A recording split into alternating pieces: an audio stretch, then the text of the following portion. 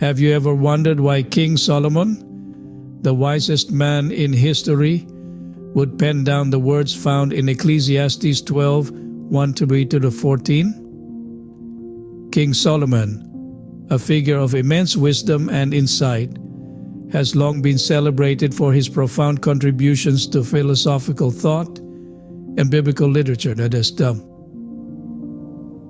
Today, we're going to delve deep into the heart of his wisdom, focusing particularly on the intriguing chapter 12 of Ecclesiastes. King Solomon, the son of David, was the third king of Israel, reigning in an era of peace and prosperity.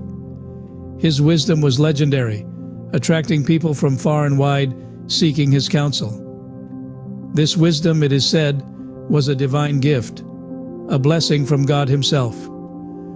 With this extraordinary wisdom, Solomon authored several books of the Bible, including Proverbs, Song of Songs, and of course, Ecclesiastes. Ecclesiastes is a unique book, one that takes us on a journey through Solomon's philosophical reflections on life. It's a book filled with profound insights, thought-provoking questions about life, death, purpose, and the pursuit of happiness. But why do we focus on chapter 12?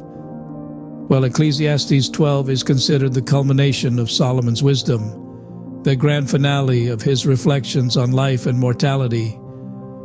In this chapter, Solomon urges us to remember our Creator in our youth, before the days of trouble come. He paints a vivid picture of the frailty and transient of human life. He challenges us to consider the vanity of worldly pursuits and the enduring value of wisdom and reverence for God. These words, written thousands of years ago, still resonate with us today, offering timeless wisdom for navigating our lives. So why did the wisest man in history pen these words? Perhaps he wanted us to realize that life is fleeting and that we should focus on what truly matters. Or maybe he intended to provoke reflection, to inspire us to ponder the deeper questions of life and our place in the universe. Now, we invite you to listen carefully to the profound words of King Solomon from Ecclesiastes chapter 12, verses 1-14. Let's delve into the wisdom of Solomon as inscribed in Ecclesiastes 12, 1-14 from the King James Version. Remember now thy Creator in the days of thy youth, while the evil days come not, nor the years draw nigh, when thou shalt say, I have no pleasure in them, while the sun, or the light, or the moon, or the stars be not darkened, nor the clouds return after the rain. In the day when the keepers of the house shall tremble, and the strong men shall bow themselves, and the grinders cease, because they are few, and those that look out of the windows be darkened. And the doors shall be shut in the streets, when the sound of the grinding is low, and he shall rise up at the voice of the bird, and all the daughters of music shall be brought low. Also when they shall be afraid of that which is high, and fears shall be in the way, and the almond tree shall flourish, and the grasshopper shall be a burden, and desire shall fail, because man goeth to his long home, and the mourners go about the streets. Or ever the silver cord be loosed, or the golden bowl be broken, or the pitcher be broken at the fountain, or the wheel broken at the cistern. Then shall the dust return to the earth as it was, and the spirit shall return unto God who gave it. Vanity of vanities, saith the preacher, all is vanity.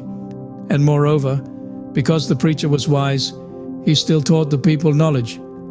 Yea, he gave good heed, and sought out, and set in order many proverbs. The preacher sought to find out acceptable words, and that which was written was upright, even words of truth. The words of the wise are as goads, and as nails fastened by the masters of assemblies, which are given from one shepherd. And further, by these, my son, be admonished. Of making many books there is no end, and much study is a weariness of the flesh. Let us hear the conclusion of the whole matter. Fear God and keep His commandments, for this is the whole duty of man. For God shall bring every work into judgment, with every secret thing, whether it be good or whether it be evil. Truly, these are words of profound wisdom. But what does it all mean for us today? Ancient wisdom can often seem cryptic. So what does King Solomon's wisdom mean for us in our daily lives? In Ecclesiastes 12, King Solomon urges us to remember our Creator in the days of our youth. This isn't just about religious observance, it's about recognizing the source of all life and wisdom. It's a call to seek knowledge, to be curious, and to appreciate the beauty in the world around us while we are still young and full of vigor. As we advance in life, Solomon warns us about the inevitability of aging. But rather than instilling fear, this serves as a reminder to make the most of our time, to live with intention and purpose. It's a nudge to not take our youthful days for granted, because time is fleeting. The last part of Ecclesiastes 12 presents the ultimate purpose of man's existence, to fear God and keep His commandments. This is not about living in perpetual fear, but rather about respecting the divine order of things, living a life of integrity, and striving to do good. King Solomon's wisdom, expressed through these verses, is a roadmap for a fulfilling life. It encourages us to live with purpose, to appreciate our youth, to respect the natural progression of life, and to strive for moral excellence. Indeed, Solomon's wisdom transcends time and continues to be relevant in our modern world.